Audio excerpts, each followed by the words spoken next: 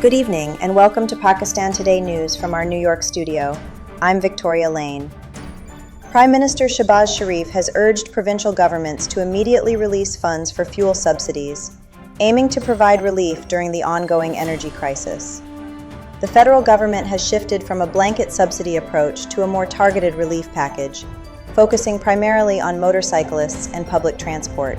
Under the National Finance Commission formula, provinces are expected to pool around 200 billion rupees over the next 3 months. Subsidies are already being distributed through digital wallets, with financial support extended to buses, trucks, and delivery vehicles to help control fares and stabilize the prices of essential goods. The Prime Minister reaffirmed the government's commitment to easing the burden on citizens amid rising fuel costs and regional tensions.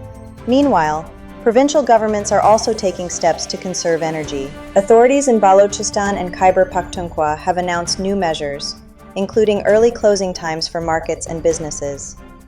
In Balochistan, markets must shut by 8 p.m., while wedding halls and restaurants are required to close by 10 p.m.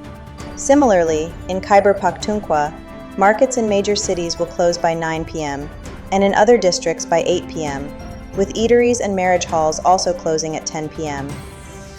Officials say strict enforcement will be ensured, although essential services such as pharmacies, tandoors, and emergency facilities will remain exempt. In Sindh, Chief Minister Murad Ali Shah has announced a province-wide freeze on transport fares, following successful negotiations with transporters. The decision ensures that fares will remain unchanged despite rising fuel prices, with the government providing subsidies to transport operators to ease their financial burden. The move is aimed at protecting low-income commuters during the global oil crisis. In a separate development, the Board of Secondary Education Karachi has postponed secondary school certificate examinations in the city. The exams will now begin from April 10 due to technical issues during a transition to a digital system, with a revised schedule expected soon. We now turn to Karachi, where tensions escalated during protests against rising fuel prices. Police detained 23 PTI leaders and workers, including 2 former lawmakers, following clashes near the Karachi Press Club.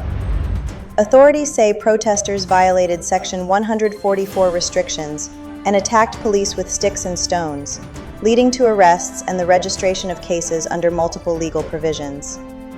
PTI has strongly condemned the arrests, alleging police brutality and demanding the immediate release of those detained. Traffic restrictions were also imposed in the area to maintain security. For more on this, we go to our Karachi correspondent, Clara Bennett. Thank you, Victoria.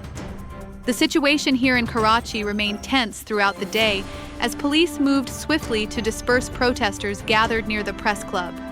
Authorities maintained that the enforcement of Section 144 was necessary to prevent unrest, while opposition leaders continued to criticize what they describe as excessive use of force.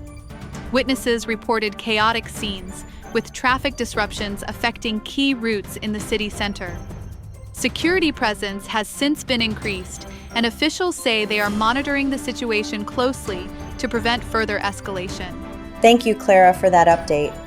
In security developments, Pakistan's forces have successfully foiled an attack by Afghan Taliban and militant fighters on a border post in the Ghulam Khan sector of Khyber Pakhtunkhwa. The operation, part of Operation Ghazab Lil Haq, resulted in the killing of at least 37 militants, with more than 80 others injured, according to Information Minister Ataullah Tarar. He stated that heavy casualties were inflicted on the attackers, and that the ongoing military campaign has already led to the elimination of hundreds of militants and the destruction of key enemy positions. The operation was launched following repeated cross-border firing, as Pakistan intensifies efforts to secure its border regions. Across the country, Christians marked Easter Sunday with prayers and celebrations. Churches held special services commemorating the resurrection of Jesus Christ, promoting messages of hope, peace, and unity. National leaders, including Prime Minister Shehbaz Sharif and President Asif Ali Zardari, extended their greetings to the Christian community, emphasizing the importance of protecting minority rights and fostering national harmony. The government reiterated its commitment to equal opportunities for all citizens and highlighted the contributions of Christians to Pakistan's diverse society. Finally, the Pakistan Meteorological Department has forecast widespread rain and thunderstorms across several regions on Monday.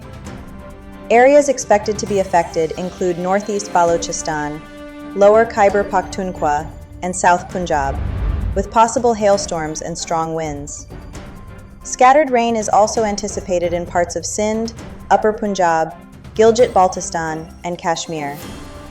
Authorities have warned of potential flash floods, landslides, and damage to weak structures, urging residents to remain cautious and take necessary precautions. That's all for now. You're watching Pakistan Today News. I'm Victoria Lane.